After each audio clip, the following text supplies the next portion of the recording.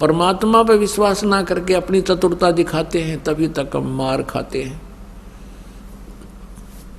परमात्मा के ऊपर समर्पित हो जाना चाहिए। परमात्मा की किसी भी क्रिया पर अविश्वास नहीं होना चाहिए। जैसे अब कोई कहे कि बिना माँ के कोई पैदा नहीं हुआ, हमने कदे देखा ना सुना। अब इस प्रश्न का उत्तर तो बहुत आसानी से दिया जा सकता है, लेकिन आपके समझ में देरता आएगी। हमने ना देखा ना सुना, तो जो चीज हमने देखी ना सुनी, क्या वो मिथ्या हो जाती है? अब जैसे परमात्मा सब कुछ कर सकता है। कई भक्त कहते हैं, कहा करते, जैसे शुरू शुरू में डिस्कस होती थी कि ये बात भी विश्वसनीय नहीं है कि कमल के फूल पर और एक बालक कम से कम 2-3 किलो का तो होता है, और वो कमल के फूल पर रुक ही नहीं सकता। बता भाई, कहाँ परमात्मा के बारे में जब तक हमारे मन में ये रहती है कि ऐसा नहीं हो सकता, ऐसा नहीं हो सकता, ऐसा नहीं कर सकता भगवान, तो हम भक्त नहीं हैं। और ये हमारे हृदय से हट जाना चाहिए कि परमात्मा क्या नहीं कर सकता। एक समय ये दास जब इस क्रोथा कांड के कारण इस झूठे केस में जेल में था, वहाँ एक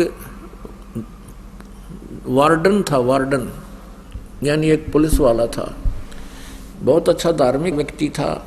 अब हर एक आत्मा को चाह है कि महाराज जी है, चर्चा करा भगवान की, थोड़ी बहुत क्या ज्ञान था। पहले तो ये पूछते आप ये घटना कैसे हुई, हम उनको बताते हुए सच्चाई तो ये है। तो प्रभावित हुए, क्योंकि कोई बालक थोड़ा आज सब जान जाते हैं सच्चाई को। फिर उनको हमने बताया कि कबीर इज गॉड। अब वो सुनते रहे। शायद उसने प्रश्न किया कि हमने तो सुना है कबीर जी तो एक विधवा ब्राह्मणी का पैदा हुए थे, ये उनका जन्म नहीं हुआ था, स्वयं प्रकट हुए थे, जैसा मैंने अभी आपको सुनाया है। और उससे 2-3 दिन पहले जो यह कथा मैंने उसको सुनाई परमात्मा के प्रकट होने की, उससे 2-3 दिन पहले ही वो कह रहा था कि महाराज जी आपने सुना है, कभी देखा है, एक बथुए का पेड़ होता ना छोटा सा, हमने तो 1.5-2 फुट का मुश्किल से बथुआ देखा खेतों में।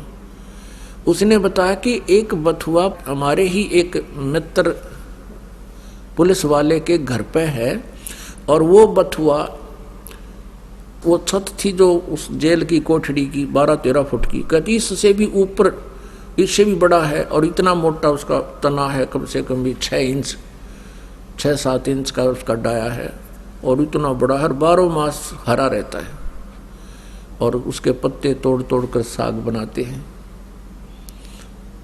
तो मैंने कहा भी बिल्कुल होगा, जब आप कह रहे हो और मेरे मित्र का बता रहे हो, आज भी है तो झूठ नहीं हो सकता। लेकिन हमने तो वो छोटा सा देखा है, बस 1-1.5 फुट का बथुए का पेड़, इससे बड़ा पौधा देखा नहीं। नो बोला सच्ची है, मैं भी सच्ची होगी। फिर मैं जब आप कह रहे हो, मैं तो आप झूठ थोड़े बोलोगे, आपका उद्देश्य क्या झूठ बोलने का।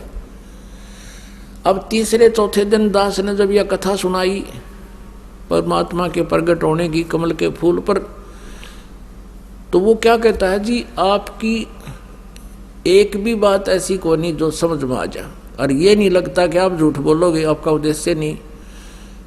माँ भी कौन सी बात आपके समझ में नहीं आई? मैंने कहा कि एक तो ये नहीं आई कि बिना माँ के कोई पैदा होता है, आपने कभी देखा ना सुना, चलो आपने ना देखा सुना होगा।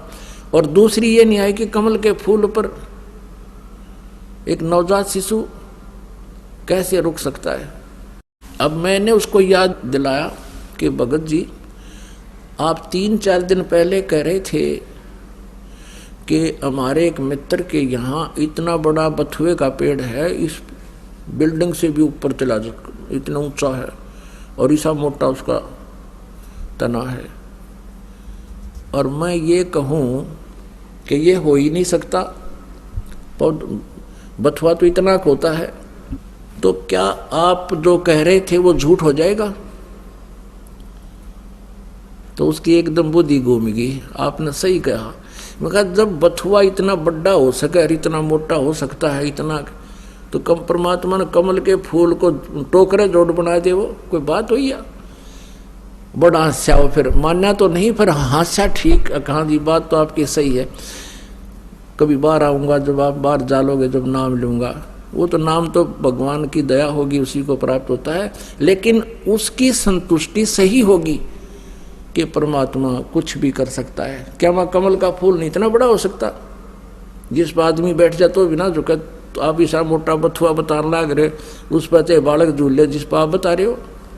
और जो बथुए का आम साइज होता है उस पर एक काग नहीं बैठ सकता। तो वो मान गया इस बात को। तो पुण्यात्माओं, ऐसे हमने जो परमात्मा की महिमा सुनते समय